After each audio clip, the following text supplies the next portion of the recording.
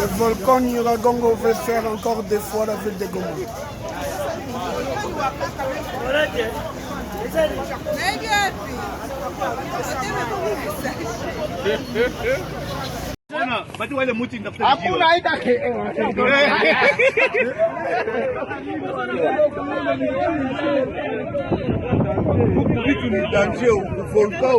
Voilà, volcan.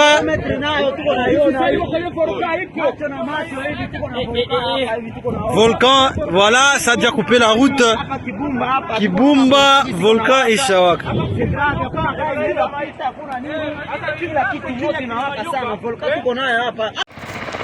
Bonsoir groupe. 22h24 Goma inanja Lungula.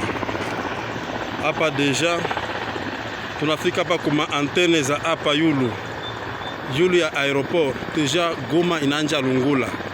Ceux qui doutaient et ceux qui suivaient le message, balikuwa nafuata message za watu. Ça y déjà Goma inanja Lungula.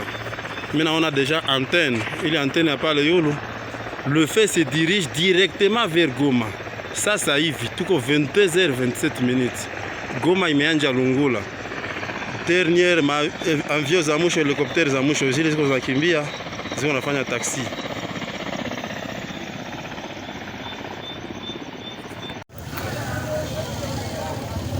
Niko buene hapa sai, watu wanakimbia tena, aseme volcan tena inatomboka tena fasi zingine.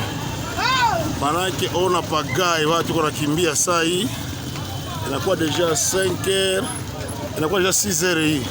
Niko buene mimi peke saa ya personne. Watu wanakuja kwa manyumba wanakimbia tena. Aseme tena inatokea fasi kama wapi huko yulu. Njoo tujue, ona tu alerte peke yapata watu. Alerte moja grave sana. Watu wanakimbia tena saa hii. Éruption volcanique ici à Goma, c'est 22 mai. Sasa mnaangalia mzuri, mkaangalia hii video. Volcan iko nyuma.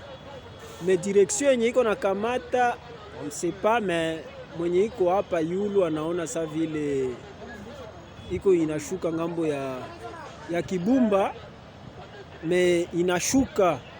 Mnaangalia le pente ngizi iko inaenda.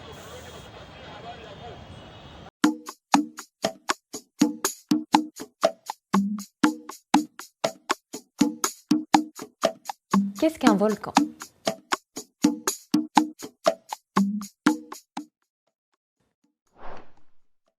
On pourrait comparer la structure de la Terre à celle d'une pêche avec un gros noyau. La peau, très fine, est la surface sur laquelle nous vivons. On l'appelle la lithosphère. Elle est constituée de roches solides, compactes et difficilement déformables. Cette peau est toute craquelée, elle est même scindée en plusieurs morceaux, à la façon d'un puzzle. Chaque pièce du puzzle est ce qu'on appelle une plaque tectonique. Les pièces du puzzle ne sont pas très bien ajustées entre elles. Elles peuvent se déplacer un peu, et même parfois se chevaucher. C'est ce qui mène notamment à la dérive des continents. En dessous de la lithosphère, on trouve l'asténosphère, constituée également de roches. Mais cette couche, bien que toujours solide, est malgré tout un tout petit peu plus déformable que la lithosphère. La température atteint ici 1300 degrés Celsius et serait suffisante pour fondre la roche si nous étions à la surface. Mais la pression exercée par la lithosphère maintient la roche solide. Cependant, il faut peu de choses pour qu'elle fonde. Si c'est le cas, la roche fondue qu'on appelle du magma subit la pression des roches environnantes et aura donc tendance à se déplacer vers les zones de pression plus faibles, c'est-à-dire la surface. Le magma va se faufiler dans les fissures existantes de la lithosphère. S'il rencontre un obstacle, c'est-à-dire une zone sans fissure, il va s'accumuler pour former une sorte de bulle qu'on appelle une chambre magmatique. Les pressions exercées ou simplement des tremblements de terre finiront par fracturer la roche. Lorsque le magma débouche finalement à la surface, on a un volcan. Mais pourquoi les roches de l'asténosphère se mettent-elles à fondre en certains points ?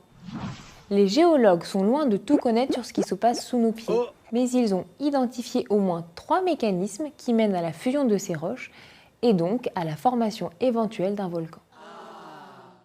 Le premier apparaît à l'endroit où une plaque tectonique plonge sous une autre plaque. elle s'enfonce dans l'asténosphère et si c'est une plaque océanique, donc couverte par un océan, elle amène aussi de l'eau et du gaz carbonique, ce qui suffit à modifier les propriétés de la roche et à la faire fondre. Ce magma est très visqueux et quand il arrive à la surface, il ne va pas couler sur le côté, mais va au contraire rester au sommet de la fissure, formant peu à peu un bouchon. Du coup, le magma sous le bouchon, poussé par la matière qui continue à monter de la zone de chevauchement des plaques, voit sa pression augmenter. Finalement, le bouchon sautera dans une gigantesque explosion, envoyant dans toutes les directions des roches et des cendres à une vitesse pouvant atteindre plusieurs centaines de kilomètres par heure. C'est lors d'une éruption de ce type que la montagne Pelée détruisit la ville de Saint-Pierre en Martinique en moins d'1 minute.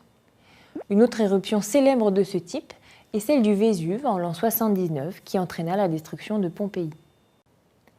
Le deuxième mécanisme apparaît aux endroits où, à l'inverse du cas précédent, les plaques tectoniques s'éloignent l'une de l'autre.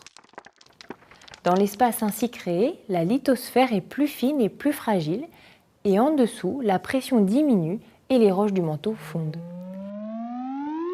Le magma formé de cette façon est toujours très visqueux, mais plus fluide que dans le cas précédent.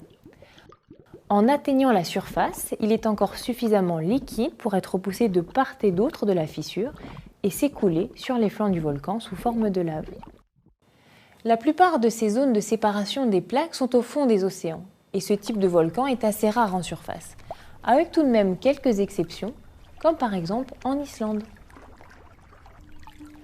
Enfin, le troisième mécanisme est lié à l'existence de points chauds dans l'asténosphère, point où la température est plus élevée sans que l'on sache vraiment pourquoi. Les roches fondent pour former un magma relativement fluide, comme dans le cas précédent, et l'on a donc en surface un volcan avec de la lave qui s'écoule. Ces points chauds sont disséminés à la surface du globe, dans les continents et au fond des océans. Au fur et à mesure que la lave s'accumule, les volcans sous-marins peuvent finir par émerger, formant ainsi une île volcanique, comme par exemple l'île de la Réunion ou l'archipel d'Hawaï. Ces trois mécanismes donnent une image très simplifiée du volcanisme. Un volcan donné peut très bien alterner des événements explosifs et des coulées de lave, comme dans le cas du Vésuve par exemple. Et il existe sans doute encore d'autres mécanismes à découvrir.